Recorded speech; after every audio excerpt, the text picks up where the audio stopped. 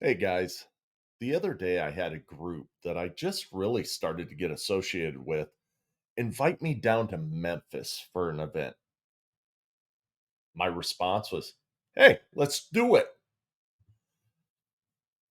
I also this week had another man at our jujitsu gym mention, and it was somewhat jokingly, that he was joining the Catholic Church and may need a sponsor. We talked about being Catholic before and what have you, and that, you know what? Yeah, let's do it. Right? I told him, if you need one, I'm there. And then also at the same jujitsu gym, I was asked a couple weeks ago if I had ever thought about coaching. Got through all the conversations about it, and today I received the information and signed up for the classes to become a coach. So what does all this have to do with leadership? I'm going to get into that here in just a minute. Leaders are not born in a womb. They are forged through heat, pressure, and a whole lot of sweat. The Fireforge Leader podcast serves the audience through exploring leadership at work, in the community, and with the family, using a practical perspective and real-life experiences from the host Steve Baumgartner and his guests in the Forge. Now, it's time to enter the Forge with the Fireforged Leader. What is up, leaders? Welcome to the Fireforge Leader Podcast. I'm Steve Baumgartner, your host and founder, and I would like to take you on a journey of the Forge, where we're going to explore lessons together learned on the front lines of leadership. Before I really dive into this topic today, I'm asking for your help. This podcast is doing pretty well.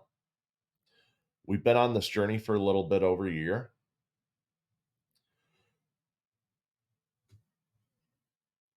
But it's starting to slow down in its growth. And the people that I talk to find a lot of value in this podcast. But the problem is with podcasts, unless there's a whole bunch of promotion around it, generally what they end up doing is plateauing. I have a full-time job, people, but I want this podcast to really reach as many people that need to hear this message. And to do that, we have to band together to drive it up in the charts so that I can continue creating this content for y'all. The way that you get to help is simply by getting out there to your podcasting app. And right now, we're a fan fave on Apple Podcasts, so I'd recommend doing it there if you can. But go out and give us a 5-star rating. And then if you see it in your heart, give it a little bit of a review. Tell them, the value that you get from this show. That lends some authenticity to it. And then, of course, so you don't miss a single episode, hit that subscribe button. That's it. That is all I need from you to help keep this thing growing. And I would really appreciate that help. All right, let's get into it. So the question that I left you off with was, what does this have to do with leadership? Me saying yes to these 3 things. What does that have to do with leadership? So for the people out there who've been listening for a little while, you already understand that I talk about leadership on 3 different fronts. I talk about leadership at work, at home, and in the community. But you've also heard me talk extensively on having a vision for your life. And right now, I'd like to read you a couple lines from my vision. So bear with me here. And by no means am I telling everybody that they need to go out there and be a Christian. I'm not shoving religion down your throat. I'm just telling you what's in my vision. I, Steve Baumgartner, am a child of the one true God and embrace the true nature and greatness associated with this title. My decisions are driven by this ancestry. In another portion of my vision, I state, I lead my family in the same ancestry that I possess. My family learns the word, lives the word, and is consumed by the word. I do this by engaging with my family, teaching them, growing with them, and striving to be the best man that I can. Yet another spot says, I give abundantly to the church and also fund anti trafficking organizations. And then, last but not least, I also state, I do not fear speaking in matters of truth. So let's look at these decisions one by one. The first one, I was invited down to Memphis by We Fight Monsters, who's an organization that I support. This organization helps people that are in great need, and they help a lot of victims of human exploitation and trafficking. So when I look at my vision, being a Christian and stating my decisions are driven by this ancestry puts a lot of onus on how I should be living my life. When we talk about things, but we don't act, we don't get involved, how is that how Christ would behave? If I'm going to state that this is my ancestry, I should be carrying out the family crest. I also state that I lead my family in the same ancestry. How can I show my children what it's like to live this life of a Christian, to have this ancestry without showing them what it truly looks like? It's not going somewhere once a week, it is an action. Love is a verb. Being a Christian is love. Therefore, Christianity is action.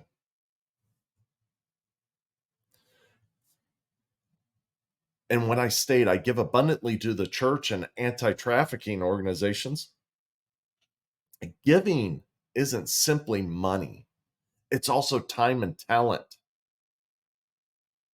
So, this is an easy decision for me. I took a look at everything else and I prioritized it, and I'm going to do it. So, I'll be down in Memphis. I believe it's the third weekend of this month. Yeah, I got a lot going on, but this aligns with my vision and I need to do it. The second decision around this man possibly needing a sponsor. This was another easy decision because all of those same points that I just talked about are all of the same points that I would talk about with this one. Easy decision. Now, taking on the coaching at the gym, a lot of people would say, Steve, your plate is full enough. And it is pretty full. But I say that people prioritize what they see as a priority. And I will find the time. I will find the time in my schedule to make this happen. Why? Because my vision states I do this by engaging with my family, teaching them, growing with them, and striving to be the best man that I can. And I found that jujitsu is helping me become the best man that I can be. It also is helping my children become the best people that they can be because they're learning discipline, they're learning respect, they're also learning how to protect themselves. and it's strengthening our bond. Why would I say no to that? However, there are times, excuse me, when we have to say no, but those times should be just as easy to come up with a decision for no. It may be a little bit difficult to tell somebody no, but it should be easy to come up with the answer. For example, a couple months ago, I was offered to be a podcaster for an organization. Now, don't get me wrong. This organization is absolutely phenomenal. I'm very good friends with the owner, or I guess I shouldn't say very good friends, but I'm pretty good friends with the owner. It's a great organization, does a lot of good. It's in a specific niche. But when I looked at this opportunity, and I measured it against my vision, it didn't line up with what I had in my vision. It wasn't going to hurt me, but it also wasn't going to help me get to my vision either. And some have told me, Steve, you're missing out on a huge opportunity. Well, that might be true. It might be true that I'm missing out on an opportunity, but that opportunity isn't the one that I am setting for myself. I would not be being true to myself.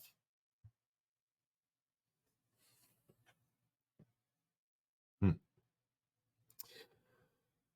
So sometimes in leadership, we have to make bold moves. And a lot of times that's either a yes or no decision. We can't sit on the fence. But to be bold, we must be living for the end goal. And that goes beyond, what I was talking about as a vision for myself. It could be the vision for a company. It could be the vision for a community organization. It damn sure better be the vision for your family, right?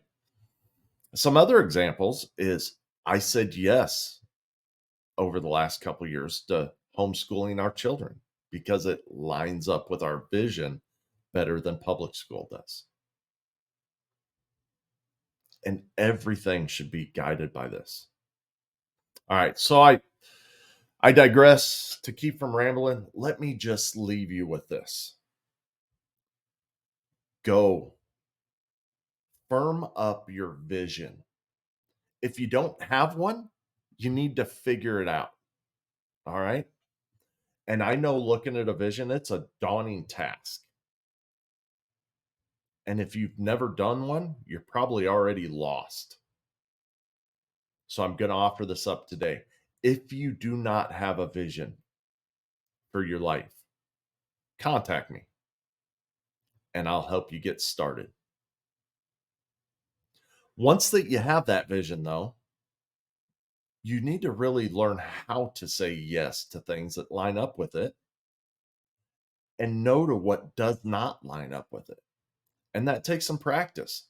A lot of times, for me, I've gone 48 years with saying yes or no to different things without a vision, right?